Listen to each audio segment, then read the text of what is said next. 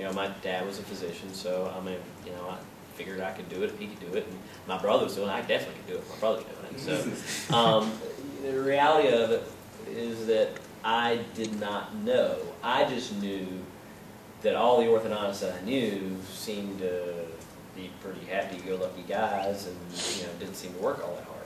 And I'm not saying that I don't work hard, because I do, but I certainly balance the two. And I went to dental school with the assumption that I wanted to do orthodontics. I sat out a couple years from college to dental school. I had my biology major, my chemistry minor, and I bartended for 2 years. I did it because I knew I needed to become more mature. I knew that through college, when I went to college, I did it more because it was expected, and that was what I had to do, straight from high school, college, but I never applied myself. And I knew if I wanted to do orthodontics, I was going to have to be in the top of the class.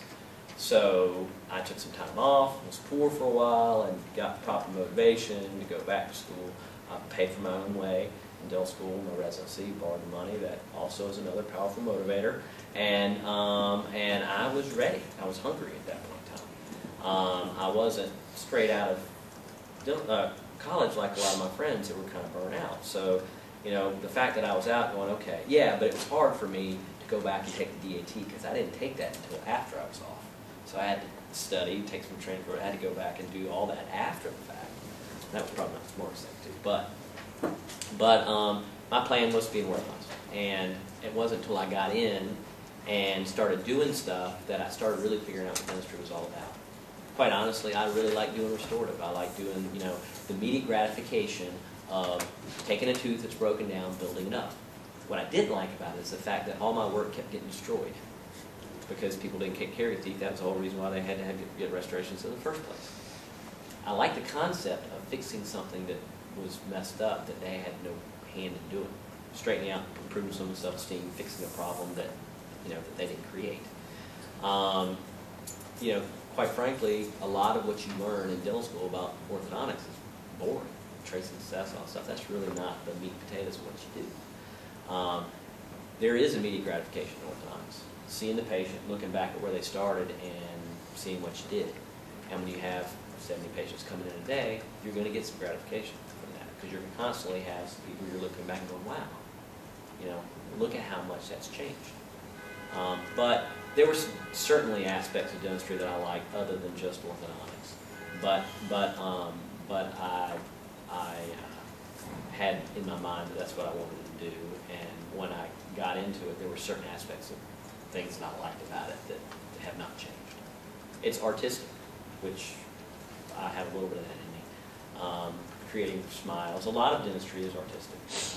And there's a definite science to it, but there's a lot of art to it. Seems like there's also a lot of engineering to it. Like there is. A lot of biomechanics, some physics, but not like physics numbers-wise. But basically, if I want to move this box across the table, then basically I need to push it. The problem is that when you've got a tooth, most of it's underground. You're only touching the top of it. So whenever I push it, I'm pushing it off center. It wants to rotate. It wants to turn. Whenever we put a force on a tooth, we create a moment because we're not pushing directly through the center of mass or center of rotation. So we can't just purely move teeth. We have to grab it. We have to couple it. We have to grab it 2 different ways to move it. And a lot of that, you know, although it's difficult to kind of grasp at first, you know, it becomes second nature. Did you have to take a lot of biomechanics classes? Well, that was just part of, you know, in dentistry you did a little bit of it, but then when you're residency I did a lot of it.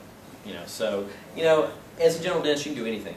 You can do oral surgery, you can do orthodontics, you can do endodontics, periodontics, you know, you can do anything as a general dentist. So general dentists do orthodontics, they do whatever. But the reality of it is that in dental school, if you're lucky if you get a couple patients to do orthodontics on. And now that they have a residency in South Carolina, you may not get much because those are getting funneled to the residency. At the time, they didn't have one. I treated 8 patients, which is unheard of. The dental school where I did my residency, the students there would share a patient. They would, you know, say he really had very little contact with what orthodontics was. The fact of the matter is, I thought I knew a lot, but I realized it took me 6 months or so to realize I didn't know anything. The more I learned, the more I knew I didn't know. And really, to learn anything, you've got to be an empty cup. And you know, I made a mistake thinking I knew too much for a while, or knew more than than I did, and so it slowed down my process to start with. But you know, it's an ongoing thing. You know, I'm constantly learning, and I'm constantly coming up with I mean, I'll see something or I'll talk to somebody, and they're always coming up with new kind of gadgets. The human body doesn't necessarily change that. How we put the forces on it does. Yes, sir. Did you start your business by yourself, or did you come in? Actually, you know, when we were talking about earlier, I said, I wish I took more business courses. You know, most dentists end up running their own business. I joined my brother. He had a practice in Easley. He bought an office. He came in and he opened a satellite in Clemson. They were here one day a week. And when I came up to visit and went out on Lake Kiwi, and I fell in love with the place, and I was like, wow, okay, this is kind of, I wanted to live on the coast somewhere, and I was kind of looking for a home, and it seemed like a nice fit, work with my brother, I've always kind of looked up to him. He's a sharp guy, had a nice practice, and had a satellite. I worked with him, but the ultimate goal in our agreement from the beginning was that I would buy the Clemson office. And ultimately, Clemson's a very small town. It's not enough to really support. It takes a big area to support an orthodontist because we constantly have to replenish our patients. Not everybody goes to the orthodontist. But I came and did an associateship with my brother for a couple of years. And if anyone's ever worked with their family, they'll find that that's a unique experience. Extremely rewarding, but extremely taxing. And we figured that we would be better not working together.